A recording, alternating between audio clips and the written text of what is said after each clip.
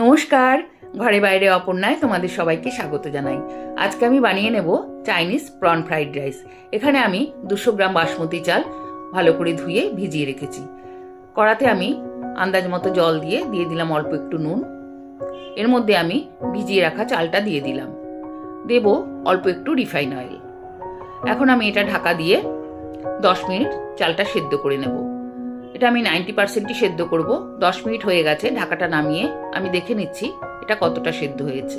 90% সেদ্ধ হয়ে গেছে। এখন আমি নামিয়ে জল ঝরিয়ে একটা ট্রের মধ্যে ছড়িয়ে দিলাম। নিয়েছি 200 গ্রাম চিংড়ি মাছ, দিলাম অল্প একটু নুন আর হাফ চামচ সয়া সস, দিয়ে দেব একটুখানি গোলমরিচ গুঁড়ো। এখন এটা একটু মাখিয়ে রেখে দেব। এখন ফ্রাইং প্যানে দিয়ে দিলাম অল্প একটু রিফাইন অয়েল। 2টো ডিম ফাটিয়ে দিয়ে দিলাম একটু নুন আর একটু গোলমরিচ গুঁড়ো। এখন ভালো করে ভেজে এটা আমি নামিয়ে নিলাম। এখন ফ্রাইং প্যানে আবারও অল্প একটু তেল গরম করে আমি চিংড়ি মাছগুলো হালকা ভেজে নেব। চাইনিজ রান্নায় খুব কম তেল লাগে, আমি কম তেলেই রান্নাটা করব।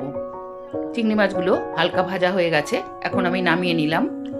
এখন কড়াতে আমি দিয়ে দিয়েছি অল্প একটু রিফাইন অয়েল, দিয়ে দিলাম খানিকটা কুচনো রসুন, দিয়ে দেব পেঁয়াজ পাতা কুচনো, আর দিয়ে দেব একদম ছোট করে কুচিয়ে রাখা গাজর, আর দেব ক্যাপসিকাম কুচো।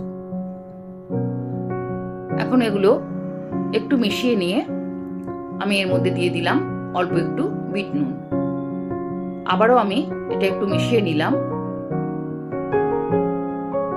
এখন এর মধ্যে আমি যে চালটা আমি সেদ্ধ করে রেখেছিলাম সেই ভাগটা আমি দিয়ে দিলাম।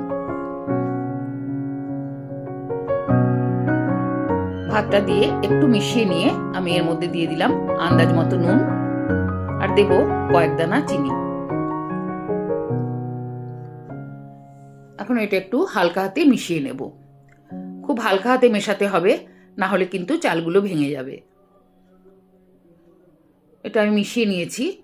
এখন যে ডিমটা ভেজে রেখেছিলাম সেটা দিয়ে দিলাম, আর চিংড়ি মাছ ভাজাটা দিয়ে দিলাম।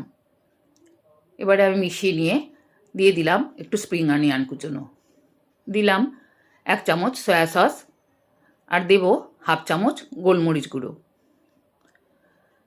এটা রেডি হয়ে গেছে। এখন আমি এটা ভালো করে মিশিয়ে নিলাম। এবার আমি সার্ভ করে দেব।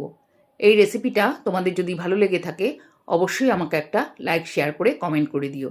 যে সমস্ত নতুন বন্ধুরা এখনও আমার চ্যানেলটাকে সাবস্ক্রাইব করনি তারা সাবস্ক্রাইব করে দিয়ে পাশে থাকা বেল আইকনটি প্রেস করে দেওয়ার অনুরোধ রইল, যাতে পরবর্তী নতুন নতুন রেসিপিগুলো সবার আগে তোমাদের কাছে পৌঁছে যায়।